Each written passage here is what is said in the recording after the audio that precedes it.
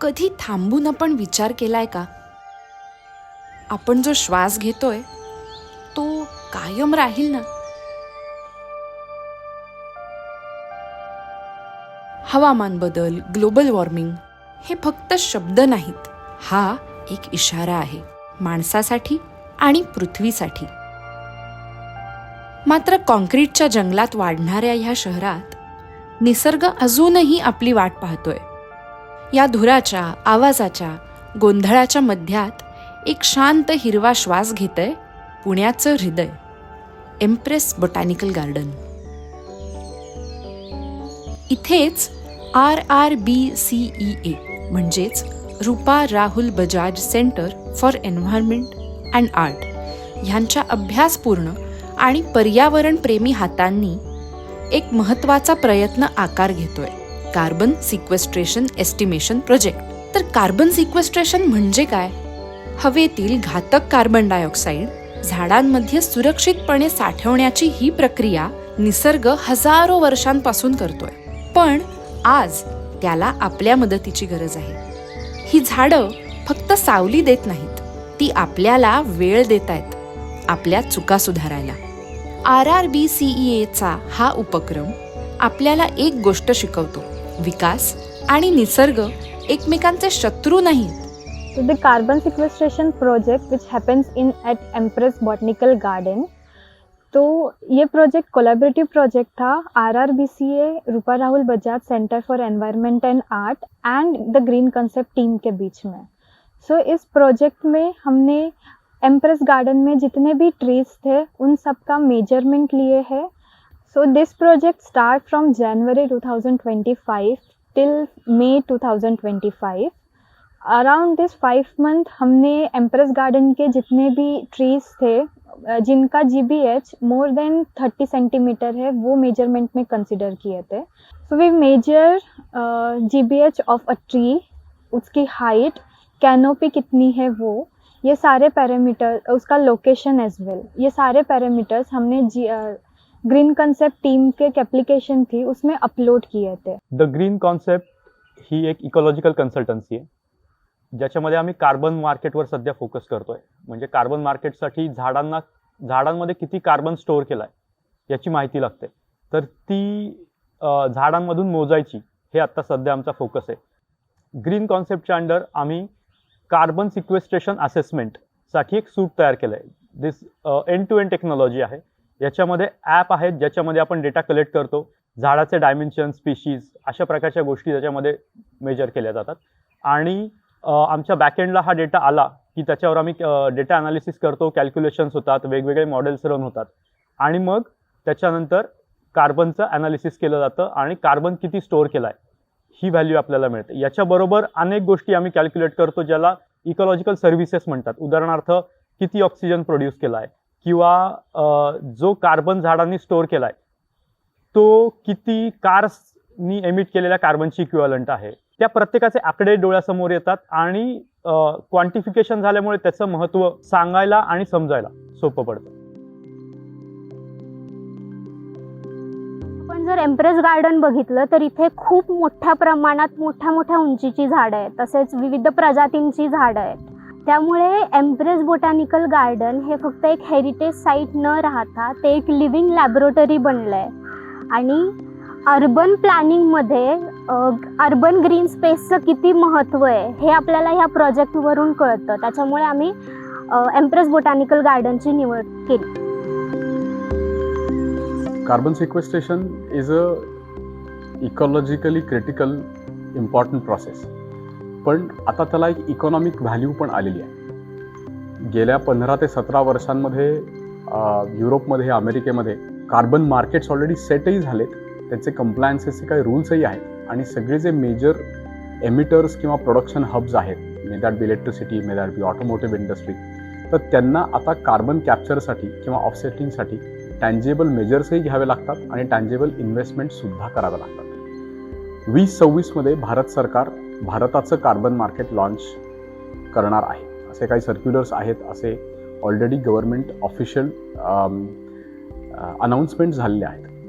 तर एकदा carbon markets भारताची चालू झाली की कार्बन कॅप्चरला एक इकॉनॉमिक व्हॅल्यू आणि स्ट्रक्चर येणार आहे. तर ॲटलिस्ट आपल्याकडे काय कार्बन कॅप्चरची संपदा आहे हे जाणणं आता क्रिटिकल आहे. कार्बनची स्टोरी इकॉलॉजिकली आणि इकॉनॉमिकली दोन्हीही रिलेव्हंट आत्ता जास्त होती आहे आणि म्हणून आम्ही कार्बन सिक्वेस्ट्रेशनचं च्या असेसमेंटमध्ये काम करायचं ठरवलं. We got result of 1200 different trees जो एम्प्रेस गार्डन में है. उनसे ये प्रोजेक्ट से हमें पता चला कि कितना कार्बन अभी तक ये 1200 ट्रीज ने स्टोर किया हुआ है, कैप्चर करा हुआ है. पीपल का झाड़ हो या रेन ट्री हो या फिर कैनन बॉल ट्री है जो इससे हम रेगुलर एनकाउंटर करते हैं, वो ट्रीज ज़्यादा कार्बन स्टोर कर पाता है.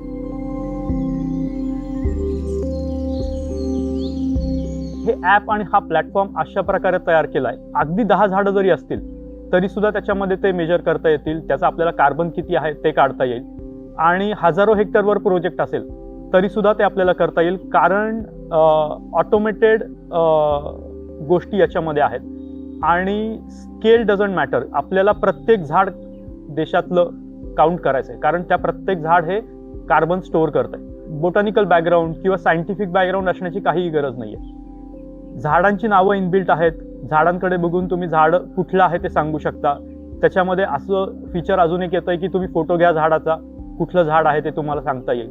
फील्डवर्क करताना महत्त्वाची चॅलेंजेस ही आली ती म्हणजे बदलतं हवामान, त्याच्यानंतरनं अनइवन जमीन किंवा टेराईन, आणि सगळ्यात त्यापेक्षाही महत्त्वाचं म्हणजे की ॲक्युरेट डेटा मेजर करणं.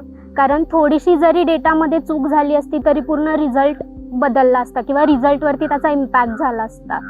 आणि हे सगळे चॅलेंजेस आल्यामुळे आम्हाला हे कळालं की फील्डवर्क करताना टीम कोऑर्डिनेशन किती महत्त्वाचं आहे. त्या बोटॅनिकल गार्डनमध्ये करण्याचा एक सगळ्यात मोठा advantage as a place is की एक तर इथे quality of data is very good.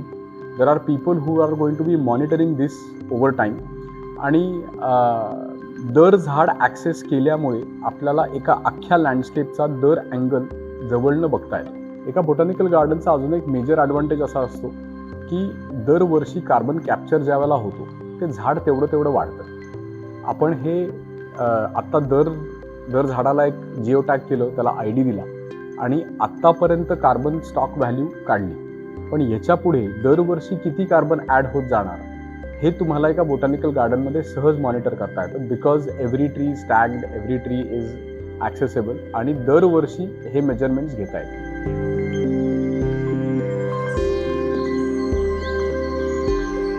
आमचा जो डॅशबोर्ड आहे त्याची मुख्य खासियत अशी आहे की तो एक व्हर्च्युअल व्ह्यू देतो तुम्हाला सगळ्या गोष्टींचा. म्हणजे प्रत्येक झाड आपण मॅप करतो डॅशबोर्डवर. तुमच्या एरियाचा मॅप दिसतो, त्याच्यावर प्रत्येक झाड कुठे आहे ते दिसतं. प्रत्येक झाडाची इंडिव्हिज्युअल माहिती मिळते. एक झाड कुठलं आहे, स्पीशीज कुठली आहे, त्याची उंची किती आहे, त्याचा घेर किती आहे, किती कार्बन प्रत्येक झाडाने स्टोअर केलेला आहे, किती वाहनं चालल्यावर एवढा कार्बन स्टोअर केला जाऊ शकतो, किती वाहनं याच्यावर चालली जाऊ शकतात, ऑक्सिजन किती लोकांना पुरतो या झाडांचा दरवर्षी. ही सगळी माहिती, याच्यासारखी भरपूर माहिती डॅशबोर्डवर आहे.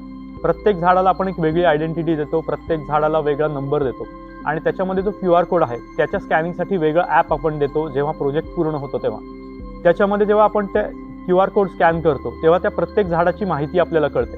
त्याच्यामुळे झाडाची माहिती, त्याचं डायमेन्शन्स, त्याचा कार्बन, त्याचा ऑक्सिजन, त्याचे IUCN स्टेटस आणि स्पीशीजबद्दलची सगळी माहिती आपल्याला त्या स्कॅन केल्यावरती लक्षात येते. त्याच्यामुळे डेटा कलेक्शनचा ॲप, डॅशबोर्ड आणि प्रत्येक झाडाची इंडिव्हिज्युअल माहिती देणारा ॲप, असा हा पूर्ण आपला सूट आहे जो लेमॅन वापरू शकतो. त्याला तुम्हाला खूप झाडांबद्दल माहिती असण्याची गरज नाही. स्पीशीज तुम्हाला ओळखता आली तेवढंच गरजेचं आहे त्याच्यामुळे. एज अ नेचर एजुकेटर हमें ये प्रोजेक्ट में बहुत कुछ सीखने मिला. सबसे पहले ये पता चला कि education is not about only awareness, it is also about the action which we carried out. तो जैसे जैसे हम मेजरमेंट कर रहे थे और जैसे जैसे हमें पता चला कि एक ट्री कितना कार्बन स्टोर कर सकता है, वैसे ही रियलाइज़ हुआ है कि जैसे हम एक झाड़ भी लगाएंगे तो वो हमारे लिए और हमारे फ्यूचर जनरेशन के लिए कितना इम्पोर्टेंट होगा. ह्या प्रोजेक्टचं सगळ्यात मोठं लर्निंग आमच्यासाठी ॲज अ नेचर एज्युकेटर म्हणून हे होतं की निसर्ग एक ॲडमायर करण्याची गोष्ट आहे हे बरोबर, पण त्याचबरोबर वैज्ञानिक दृष्टिकोनातून सुद्धा त्याचं काहीतरी महत्त्व आहे. So data plus field work आणि जे काही आपण निसर्गाला अप्रिशिएट करतो ह्या सगळ्यांना एकत्र बांधून एक परफेक्ट पिक्चर आम्हाला लोकांसमोर दाखवायचं होतं आणि हेच आमच्यासाठी लर्निंग होतं. आणि दुसरी गोष्ट म्हणजे एक आमच्यासाठी तो पर्सनल एक्सपिरियन्सही होता की इतक्या मोठ्या आणि जुन्या झाडांबरोबर आम्हाला पर्सनली कनेक्ट करता आलं ह्या प्रोजेक्ट थ्रू.